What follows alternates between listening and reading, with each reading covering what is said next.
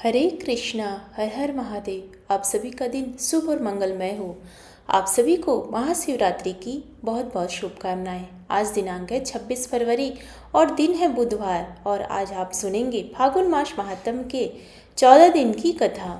इस कथा में भगवान शिव की महिमा, दक्ष का शिव जी से द्वेष तथा दक्ष यज्ञ में सती का गमन का वर्णन है, जिनकी आज्ञा से ब्रह्मा जी इस जगत की सृष्टि तथा विष्णु भगवान पालन करते हैं और जो स्वयं ही काल रुद्र नाम धारण करके इस विश्व का संहार करते हैं, उन पिनाकधारी भगवान शंकर को नमस्कार है। नैमिषारण्य तीर्थ सब तीर्थों में उत्तम और समस्त क्षेत्रों में श्रेष्ठ है। प्राचीन काल में वहाँ शौनक आदि तपस्वी मुनि एक ऐसे यज्ञ का अनुष्ठान कर रहे थे जो दीर्घ काल तक चालू रहने वाला था। उस यज्ञ में दीक्षित सभी महर्षियों का सबके प्रति समान भाव था। एक दिन उन सभी महात्माओं के दर्शन की उत्कंठा से प्रेरित होकर महातपस्वी व्यास शिष्य लोमस मुनि वहां पधारे। उस दीर्घकालिक यज्ञ का अनुष्ठान करने वाले मुनियों ने लोमस जी को आया देख एक साथ ही उठकर उनका स्वागत किया।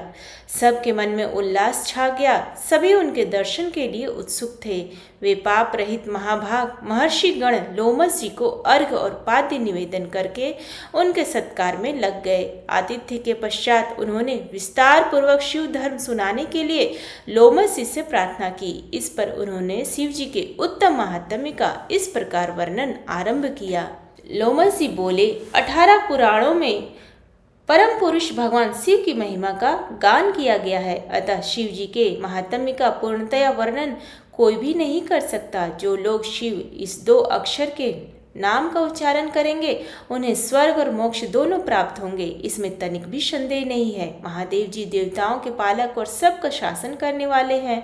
वे बड़े उदार हैं। उन्होंने अपना सब कुछ दूसरों को दे डाला है, इसलिए वे सर्व या सर्व कहे गए हैं। जो सदा कल्याण करने वाले भगवान शिव का भजन करते हैं वे धन्य हैं, जिन्होंने दूसरों की रक्षा के लिए विष भक्षण किया, दक्ष यज्ञ का विनाश किया, काल को दग्ध कर डाला और राजा श्वेत को संकट से छुड़ाया।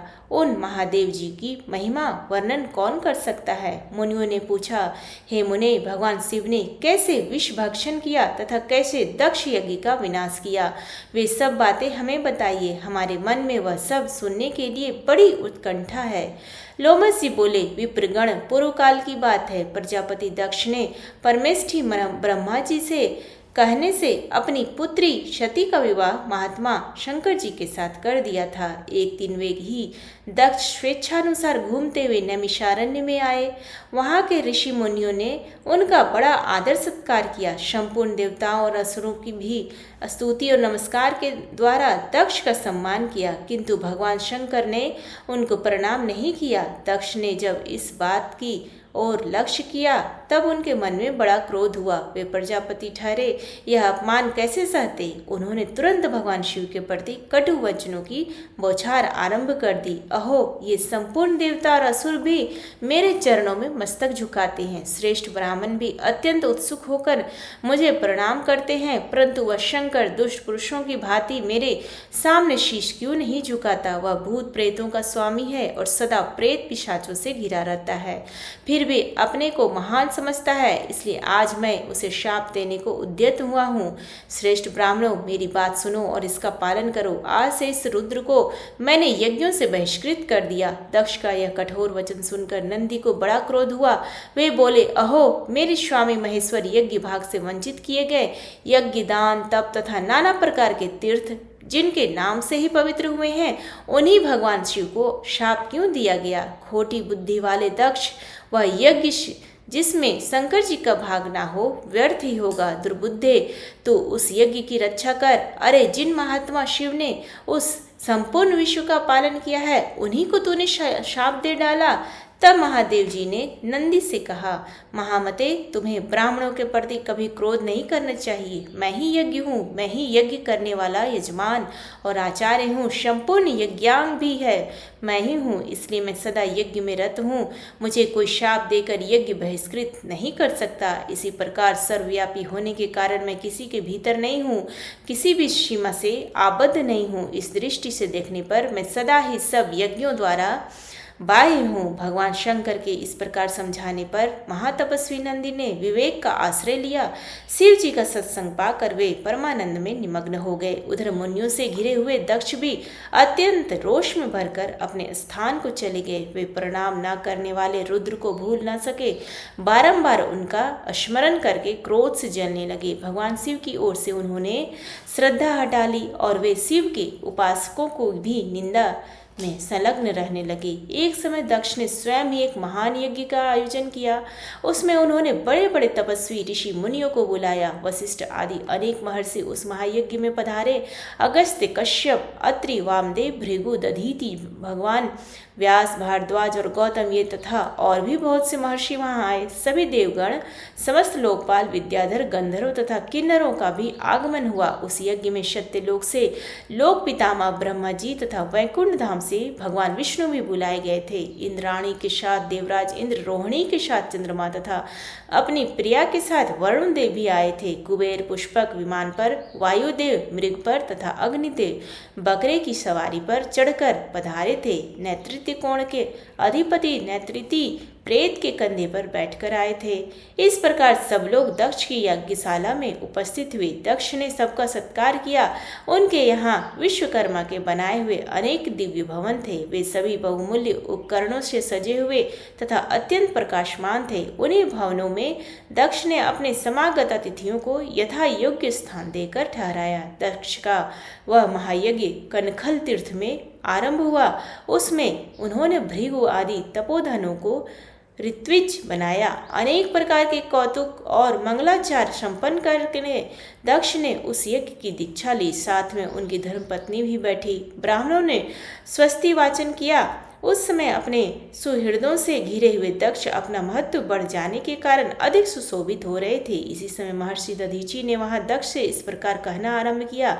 प्रजापते, ये देवेश्वर गण, ये बड़े बड़े महर्षि तथा लोकपाल भी तुम्हारे यज्ञ मंडप में पधारे हैं, तो भी पिनाक पाणी महात्मा शंकर के बिना यह यज्ञ अधिक शोभा नहीं पा रहा है, जिसके बिना मंगल भी अमंगल रूप में ही परिणत हो जाते हैं तथा जिन त्रिनेत्रधारी भगवान के अधिकार में आने पर अमंगल भी तत्काल मंगल के रूप में बदल जाते हैं, वे अब तक यहाँ क्यों नहीं दर्शन दे रहे हैं? दक्ष, अब तुम्हें ही भगवान विष्णु और इंद्र के साथ जाकर परमेष्ठी भगवान महेश्वर को बुला ले आना चाहिए। उन योगी शंकर की उपस्थिति में से यहाँ सब कुछ पवित्र हो जाएगा, जिनका स्मरण तथा नामोच्चारण से सब पुण्यमय हो जाता है।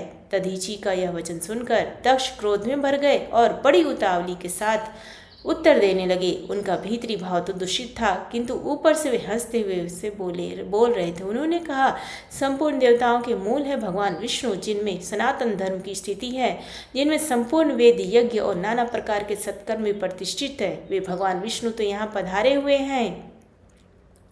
सत्यलोक से लोकपाल पितामह ब्रह्मा जी भी आ गए हैं। उनके साथ समस्त वेद, उपनिषद और नाना प्रकार के आगमन भी है। इसी प्रकार आप जैसे निष्पाप महर्षि गण भी आ ही गए हैं, जो जो यज्ञ कर्म के योग्य हैं, शांतचित्त और सुपात्र हैं। वे सब महात्मा यहाँ पदार्पण कर चुके हैं। आप सब महर्षिगण वेद के वाक्य तथा उसके अर्थ के भी तत्वज्ञ हैं, दृढ़ता पूर्वक व्रत का पालन करने वाले हैं।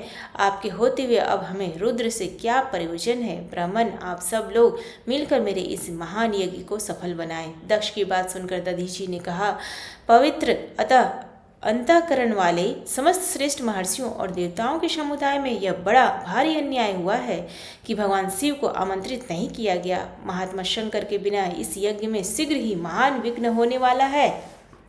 यूं कहकर महर्षि दधीचि अकेले ही दक्ष की यज्ञशाला से निकल पड़े और तुरंत अपने आश्रम को चले गए। उनके चले जाने पर दक्ष ने हंसते हुए कहा, ब्राह्मणों, दधीचि शंकर के प्रेमी हैं, वे चले गए।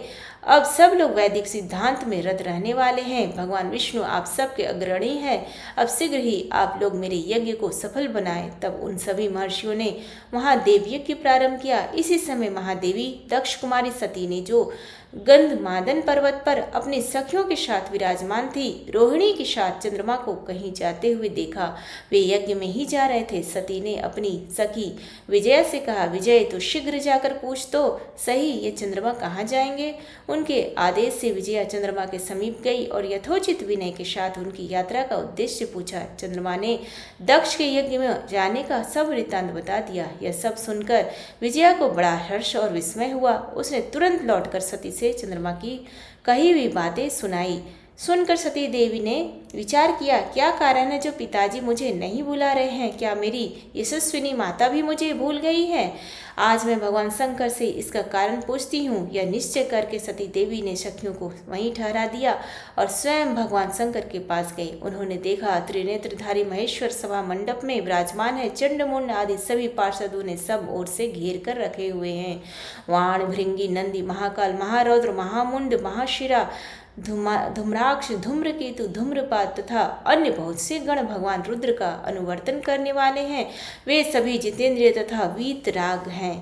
लोक कल्याणकारी भगवान शंकर इन सब से घिरे हुए हैं और परम अद्भुत आसन पर विराजमान है। सती का मन भगवान शिव का दर्शन करते ही उनकी ओर आकृष्ट हो गया। वे सहसा उनके समीप चली गई और भगवान शिव ने बड़े आदर के साथ प्रीति युक्त वचनों से सती को आनंदित किया और कहा, प्रिय, इस समय यहाँ तुम्हारे आगमन का क्या कारण है? सती बोली, देवेश्वर, मेरे पिता के घर महान यज्ञ हो रहा है, उसमें चलने के लिए आपकी रुचि क्यों नहीं होती? सदाशिव यद्यपि आप इस यज्ञ में बुलाए नहीं गए हैं, तथापि आज मेरे कहने से मेरे पिता की यज्ञशाला में आप स्वयं सब प्रकार से प्रयत्न करके पधारे।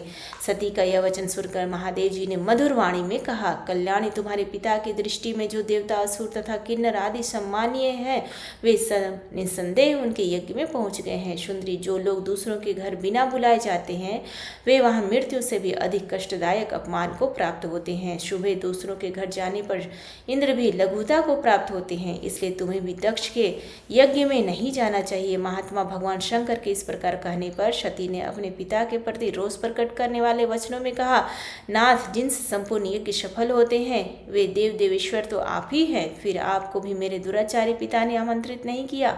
उस दुरात्मा के मन में आपके प्रति सद्भाव है या दुर्भाव, यह सब मैं नहीं जानती हूँ, इसलिए अभी पिता की यज्ञ मंडप में जाती हूँ।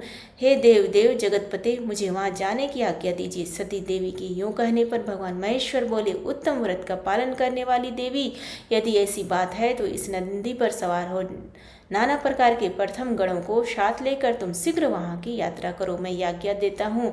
भगवान शिव के आदेश से 60,000 रुद्रगण सती देवी के साथ चले। उन गणों से घिरी हुई देवी ने अपने पिता के घर की ओर प्रस्थान किया। सती देवी जब पिता के घर चली गई, उस समय सब बातों पर विचार करके भगवान महेश्वर ने अपने मुख से यह वचन निकाला, अपने पिता द्वारा अपमानित होकर दक्ष कुमारी सती अब फिर वहां लौट कर नहीं आएंगी। तो ये थी आज की ये कथा। उम्मीद है आपको पसंद आई होगी। आगे का वृत्तांत सुनने के लिए हमारे YouTube चैनल पर बने रहे। तब तक के लिए धन्यवाद। हर हर महादेव।